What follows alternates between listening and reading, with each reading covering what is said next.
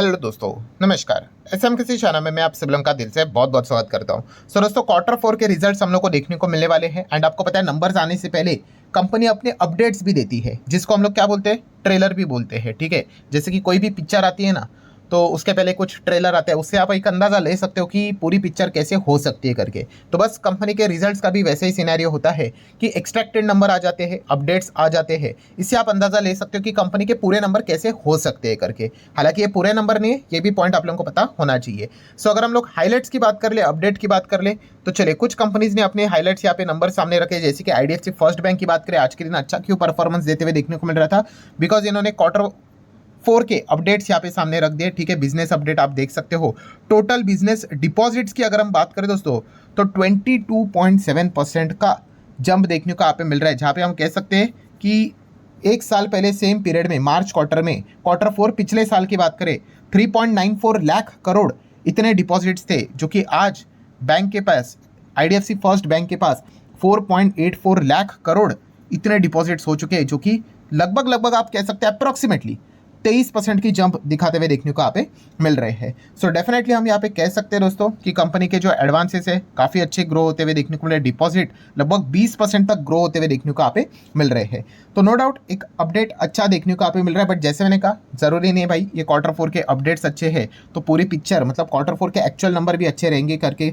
ये तो सिर्फ एक टॉप लाइन का अंदाजा आपको यहाँ पे बता देता है। बॉटम लाइन तक पहुंचने के लिए बहुत सारे खर्चे, प्रोविजनिंग, एडवांसेस, बहुत सारी चीज़ें रहती है, उसका एडजस्टमेंट होने के बाद ही अंदाजा आ जाता है। हालांकि कंपनी के कासा रेशो की बात करें, ठीक है, करंट अकाउंट सेविंग अकाउंट की अगर बात करें, तो लगभग 25% के आसपास की ग्रोथ हम लोग को देखने को यहाँ पे मिल रही है। मतलब लास्ट टाइम की बात करें तो 94,768 करोड़ का CASA current account saving account देखने को मिल रहा था, जो कि अभी लगभग 1.25 करोड़ तक हम लोग को जाते हुए देखने को यहाँ पे मिल रहा है। सो डेफिनेटली जितना कासा ये बढ़ता है उतना बैंक के लिए अच्छी बात होती है, क्योंकि इसके ऊपर सबसे लोएस्ट इंटरेस्ट रेट देना पड़ता है बैंक को, एंड वहीं पे टर्म डिपॉजिट, रिकरिंग डिपॉजिट या फिर फिक्स डिपॉजिट अगर बढ़ जाता है तो बैंक के लिए वो बैड न्यूज़। मतलब ठीक है भाई, पैसा आ रहा है अच्छी बात है, बट उसके ऊपर ज़्यादा ब्याज देना पड़ता है। सो डेफिनेटली कासा रेशो का बढ़ना बैंक के लिए अच्छा माना जाता है। देन हम बात करेंगे फाइनेंस सेक्टर से ही जुड़े हुए एक दिग्गज एनबीएफसी बजाज फाइनेंस। सो बजाज फाइनेंस की अगर हम लोग यहाँ पे बात करेंगे तो आप यहाँ पे चेक कर सकते हो, लगभग 26% का ईयूएम में ग्रोथ देखने को मिल रहा है क्वार्टर फोर में। ईयूएम बोले तो asset under management. Asset under management मतलब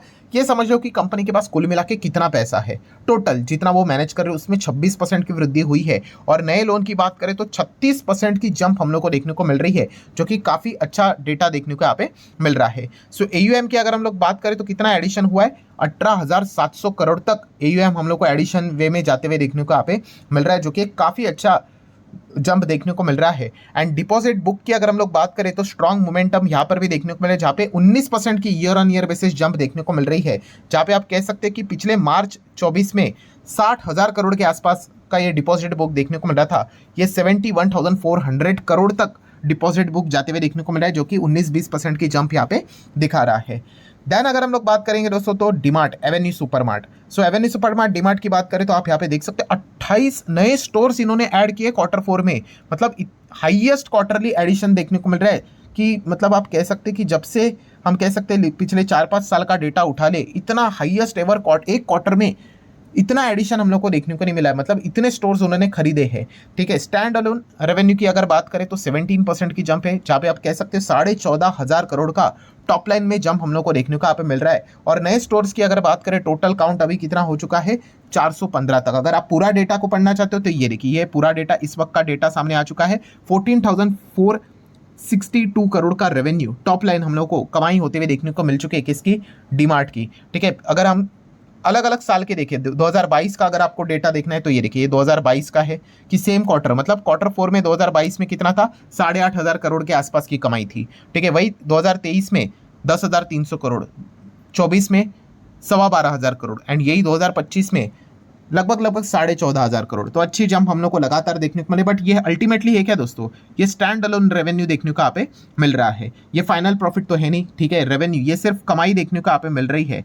ठीक है, अर्निंग हो रही है। अभी प्रॉफिट किसको बोलते हैं भाई, कि इनकम से एक्सपेंस हटाएंगे तब प्रॉफिट पता चलेगा, उसके लिए तो क्वार्टर फोर के रिजल्ट्स देखने पड़ेंगे। ये सिर्फ इनकम का डेटा यहाँ पे दिखा रहे हैं, बट फिर भी हम कह सकते हैं कि इनकम अच्छी होनी चाहिए तो जाके हम बॉटम लाइन फाइनल प्रॉफिट है अच्छा होगा, इसका अनुमान कर सकते हैं। तो चलो इनकम तो अच्छा देखने को यहाँ पे मिल रहा है। और जैसे कि अभी मैंने आपको बताया कि टोटल स्टोर्स कितने हो चुके हैं, 415, लगभग 28 नए स्टोर्स इन्होंने इस क्वार्टर में यहाँ पे ऐड किए हैं।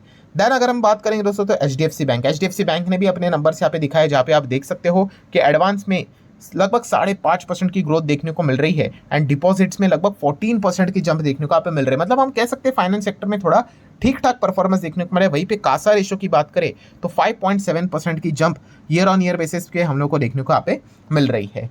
देन अगर हम लोग यहाँ पे बात करेंगे दोस्तों तो IndusInd bank, yes IndusInd bank को लेकर दोस्तों एक खबर यहाँ पे आई थी, कौन सी, ऑडिट रिपोर्ट का इंतजार हर कोई कर रहा है, पीडब्ल्यूसी का ऑडिट रिपोर्ट सामने आएगा। तो सोर्सेज के जरिए खबर सामने आई थी कि पीडब्ल्यूसी ने सबमिट किया ऑडिट रिपोर्ट, ठीक है, इंडसइंड बैंक के बोर्ड को। बट बाद में दोस्तों इंडसइंड बैंक ने क्लैरिफिकेशन दिया है, उन्होंने इस रिपोर्ट को डिनाई कर दिया है। उन्होंने बोला ऐसी कोई भी रिपोर्ट बोर्ड को अभी तक सबमिट नहीं हुई है करके, ठीक है। मार्केट में आपको बताइए भाई इस प्रकार के सोर्सेज के जरिए, रिपोर्ट के जरिए काफी खबरें आती है, बट ये भी याद रखना कि 90% चीजें हाँ ठीक है सोर्सेज के जरिए होती है, बट 10% चीजें फेल भी होती है, ठीक है। तो यही चीज हम लोगों को अभी देखने को मिल रही है, जहाँ पे इंडसइंड बैंक ने फिलहाल तो कहा है कि भाई इस प्रकार की कोई भी रिपोर्ट बोर्ड को सबमिट नहीं हुई है।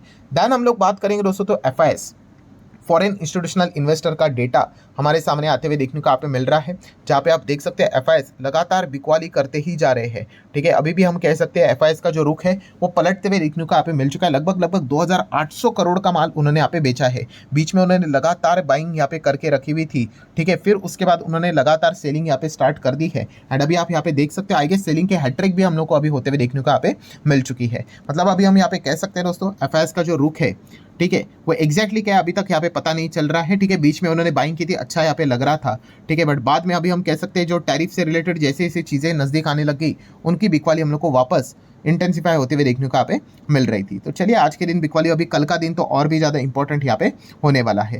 देन अगर हम लोग बात करेंगे दोस्तों तो यस ये रेसिप्रोकल टैरिफ को लेकर, ठीक है, काफ़ी लोगों ने ये बात कमेंट सेक्शन में भी यहाँ पे लिखी है, ठीक है, इसको मैंने भी नोट यहाँ पे किया था। एंड ये सिर्फ बात दोस्तों ये आपने ऑब्जर्व नहीं की है, पूरे दुनिया में इस चीज़ का जिक्र हम लोग को होते हुए देखने को यहाँ पे मिला था। मतलब अगर आप ट्रम्प के रेसिप्रोकल टैरिफ को अगर आप चेक करोगे, अगर हम हमारे भारत देश की बात करें इंडिया, तो क्या लिखा हुआ है तो आप खुद चेक कर सकते हो, 26%, कि इंडिया के सामान के ऊपर अगर वो भारत से अमेरिका में आएगा, ठीक है, तो उसके ऊपर हम अभी 26% का टैरिफ यहाँ पे लगाएंगे, रेसिप्रोकल टैरिफ करके। बट कुछ जगह पे काफ़ी लोगों ने कमेंट सेक्शन में लिखा है कि सर आप 26 दिखा रहे हो, ठीक है, बट एक्चुअल में 27 है ना। तो ये इस चीज़ को लेकर आप देख सकते हो कि काफ़ी कंफ्यूजन हम लोग को जनरेट होते हुए देखने को मिला है कि भाई 26 है कि 27 है करके, ठीक है। तो दोस्तों आप लोगों को बताना चाहूँगा कि ये अमेरिका की ओर से ही हम लोग को बहुत बड़ा ये गलती देखने को यहाँ पे मिल रहा है, जो कि एनेक्स डॉक्यूमेंट जो देखने को यहाँ पे मिल रहा था वहाँ पे 27% मेंशन किया है।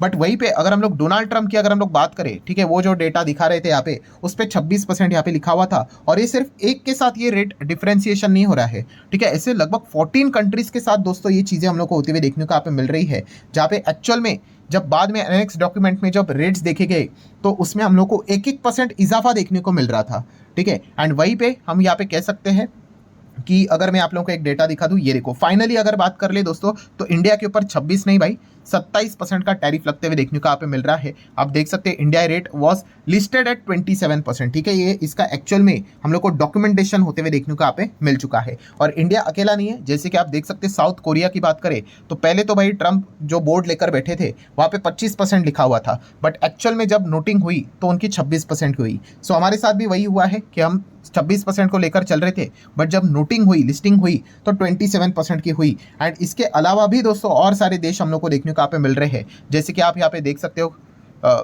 कैमरून की अगर हम लोग यहाँ पे बात करें, मलावी की अगर हम लोग बात करें, पाकिस्तान की अगर हम लोग बात करें, नॉर्वे की अगर हम लोग बात करें, देन फिलीपींस की अगर बात करें, सर्बिया की बात करें, साउथ अफ्रीका, थाईलैंड की अगर बात कर ले, ठीक है, इस प्रकार से मतलब हम कह सकते हैं 14-15 देश देखने को मिल रहे हैं। उनमें भी हम लोग को सेम ये कन्फ्यूजन जनरेट होते हुए देखने को यहाँ पे मिला था। सो उन्होंने भी यहाँ पे बताया कि जो एक्चुअल में लिस्ट हुआ है उसी को यहाँ पे पकड़ना है, वो बोर्ड पे लिखा था उसको कंसिडर मत करना। मतलब इंडिया के ऊपर 27% का टैरिफ लगते हुए देखने को यहाँ पे मिल रहा है। पहले वीडियो में मैंने भी खुद 26 ही लिखा हुआ था, ठीक है। सो अभी 27 को आप लोगों ने कंसिडर यहाँ पे करना है।